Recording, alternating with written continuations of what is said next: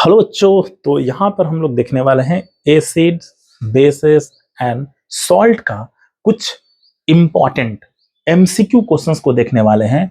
और टारगेट जो हमारा है वो कब का है जी?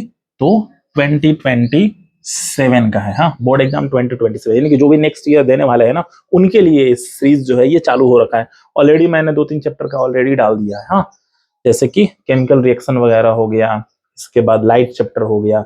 तो नए हैं अगर चैनल पर तो ये VH classes by PK sir को सब्सक्राइब कर लीजिए, क्योंकि यहाँ पर जो भी बात होगा ना वो बोर्ड क्लास 10th और 12th से रिलेटेड बातें होगी और उसी से रिलेटेड इंपॉर्टेंट क्वेश्चंस को डील किया जाएगा। ठीक है, तो देखते हैं कुछ एमसीक्यू को जो कि काफी इंपॉर्टेंट है। और आप लोग भी क्या करिएगा कि आंसर देने का कोशिश कीजिएगा। वीडियो को स्टॉप कर करके यहाँ पर कुछ इंस्ट्रक्शंस है कि क्या क्या जो है कहने का मतलब 10 एमसीक्यू हम लोग करने वाले हैं एसिड बेस और सॉल्ट से रिलेटेड। जितने भी क्वेश्चन है 1 मार्क्स के होने वाले हैं, टोटल 10 मार्क्स के हैं। हाँ, बेस्ट आंसर को चूज करना है। 4 ऑप्शन उसमें मेंशन रहेगा, नो नेगेटिव मार्किंग रहेगा और ये पैटर्न फॉलो होगा 2027 का। ठीक है, और उसके साथ साथ क्वेश्चन स्टार्ट हो जाता है यहां से। तो ये रहा फर्स्ट क्वेश्चन नंबर।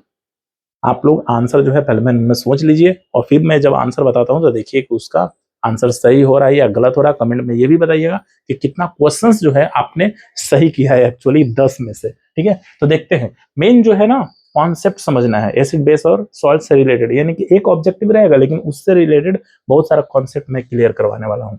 तो पहला जो क्वेश्चन है कि which of the following is a strong acid. हाँ, एक होता है अ स्ट्रॉन्ग एसिड और एक होता है वीक एसिड। कहने का मतलब स्ट्रॉन्ग एसिड जिसको हैंडल कर पाना काफी मुश्किल होता है, अगर उसको यूं हाथों पर रख लिया जाए तो काफी हार्मफुल हो जाता है। और एक होता है वीक एसिड जिसको इजिली आप हाथों में ले सकते हैं, इवन कि हम लोग बहुत सारे एसिड को तो खाते भी हैं। ठीक है, तो यहां पर ऑप्शन में है एसिटिक एसिड, फॉर्मूला याद रखिएगा CH3COOH। हाइड्रोक्लोरिक एसिड जो कि हमारे स्टमक में रहता है HCl, और वही हमारे भोजन को डाइजेस्ट करने में हेल्प करता है, तो HCl। सिट्रिक एसिड है जो कि खट्टे फलों में मिलता है। दूसरा है कार्बोनिक एसिड H2CO3। ठीक है, तो आपको इसका आंसर बताना है, तो इसका आंसर हो जाएगा स्ट्रॉन्ग एसिड में हाइड्रोक्लोरिक एसिड। हाँ, अब यहां से एक चीजें क्लियर करेंगे कि हाइड्रोक्लोरिक एसिड जब ये बता रहा है कि काफी स्ट्रांग होता है और हमारे स्टमक में होता है, तो आखिर हमारा स्टमक जो है बचता कैसे है? छोटा सा, हालांकि इस चैप्टर से रिलेटेड नहीं है, दूसरे चैप्टर से, लेकिन फिर बता रहा हूं। तो हमारे बॉडी में ना स्टमक में एक म्यूकस का लेयर होता है, यानी कि पेट जो है ना, पेट पेट का जो मेन अंदर का जो सरफेस है उसी पर म्यूकस का एक लेयर बन जाता है। और वही म्यूकस का लेयर जो है ना HCl के इफेक्ट से हमारे स्टमक को बचाता है।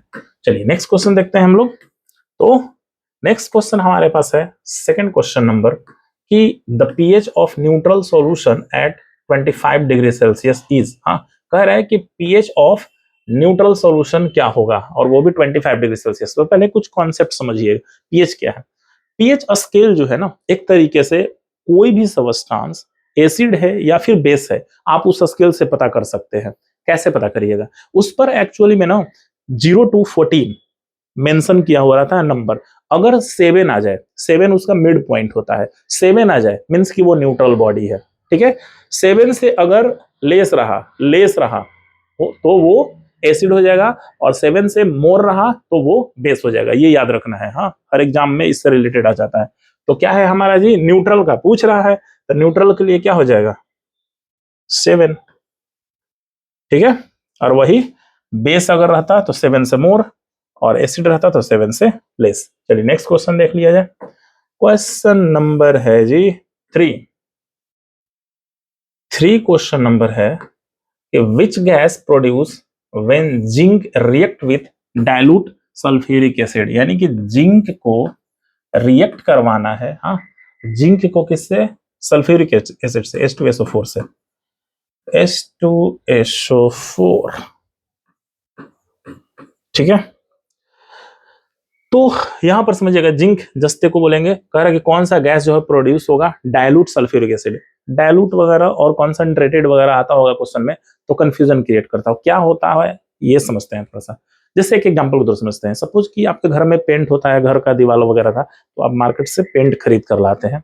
तो पेंट खरीद कर लाते हैं तो उसको डायरेक्ट जो है आप पेंट नहीं कर देते हैं, बल्कि उसमें या तो वाटर मिलाते हैं या फिर थिनर वगैरह मिलाते हैं ताकि वो ढीला हो सके। जो मार्केट से लाते हैं वो गाढ़ा होता है। गाढ़ा होता है मीन्स कि वो कॉन्सेंट्रेटेड फॉर्म हो गया, और जैसे ही आपने उसमें थिनर मिलाकर उसको पतला किया मीन्स कि वो डायलूट फॉर्म हो गया। ठीक है, तो ये दो वर्ड याद रखिए, कॉन्सेंट्रेटेड और डायलूट। तो फिलहाल चलिए, ये क्या करेगा, जिंक क्या करेगा कि SO4 के साथ कंबाइन हो जाएगा तो बना देगा जिंक सल्फेट, और बाहर में H2 गैस जो है वो निकल जाएगा। तो H2 गैस निकल गया। ठीक है, तो ये समझ में आया होगा। चलिए नेक्स्ट क्वेश्चन समझते हैं। नेक्स्ट क्वेश्चन नंबर है 4, कह रहा है कि the chemical formula of baking soda. तो बेकिंग सोडा का केमिकल फॉर्मूला है सोडियम बाइकार्बोनेट, हाँ, सोडियम हाइड्रोजन कार्बोनेट, उसी को बेकिंग सोडा बोला जाता है। ये सोडियम सल्फेट हो गया, ये सोडियम कार्बोनेट हो गया, और ये सोडियम हाइड्रोक्साइड हो गया।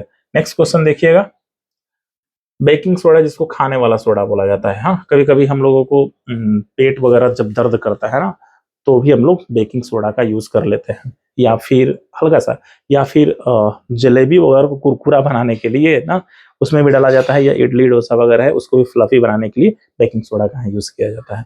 चलिए नेक्स्ट 5 नंबर क्वेश्चन है, litmus solution extracted from which organism.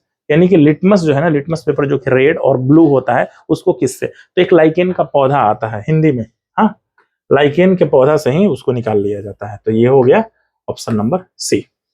चलिए नेक्स्ट देखिएगा, नेक्स्ट क्वेश्चन है 6 नंबर, कह रहा है कि which of the following salt has a pH less than 7। कौन सा सॉल्ट है, हाँ, सॉल्ट्स जिसका pH जो है वो 7 से लेस होगा। सोडियम क्लोराइड है, CH3COONA है, सोडियम कार्बोनेट है, NH4Cl है। हाँ, तो आपको याद रखना है NH4Cl, जिसका pH 7 से लेस होगा। चलिए नेक्स्ट क्वेश्चन देख लीजिए।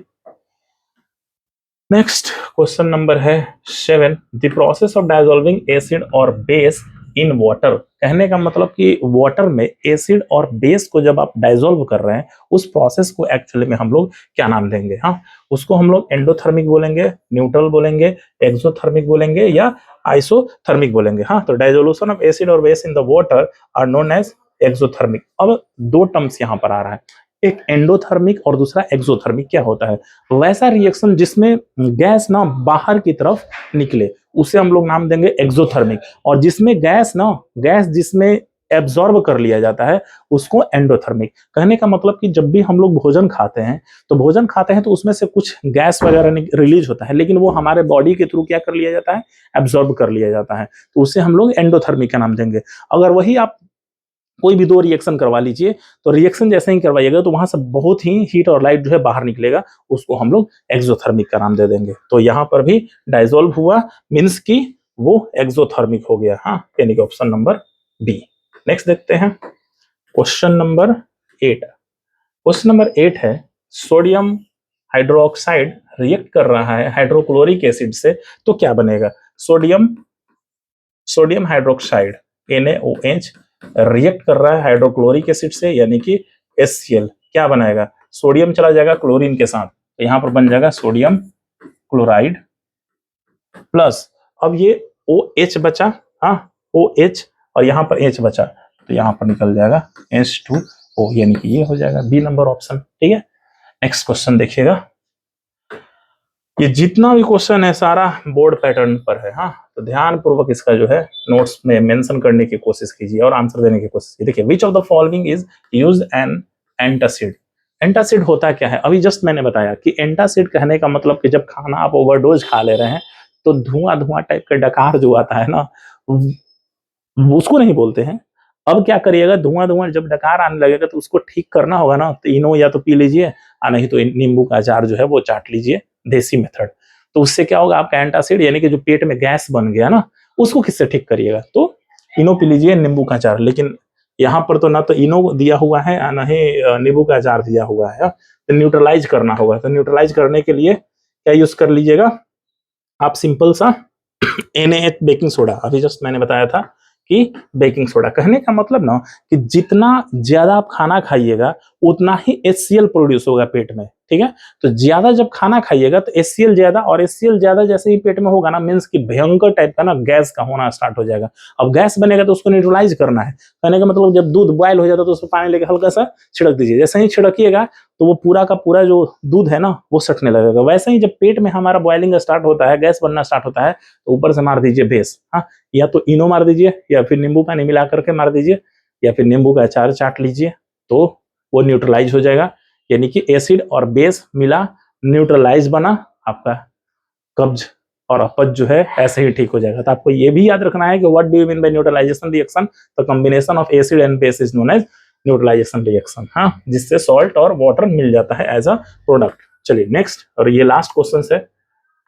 कह रहा है कि plaster of Paris is obtained by, इतना इंपॉर्टेंट है ये क्वेश्चन, सब्जेक्टिव में भी पूछ देता है कि कैसे आपको प्लास्टर ऑफ पेरिस जो है ऑब्टेन करना है। तो आपको ध्यान रखना है कि जब आप जिप्सम पर जिप्सम यानी कि CaSO4 इंटू 2H2O, ठीक है, उसको हीट करते हैं 373 डिग्री पर, ठीक है, ये गर्म करते हैं जब आप जिप्सम को, ये जिप्सम का फॉर्मूला याद कर लीजिएगा, CaSO4 इंटू 2H2O।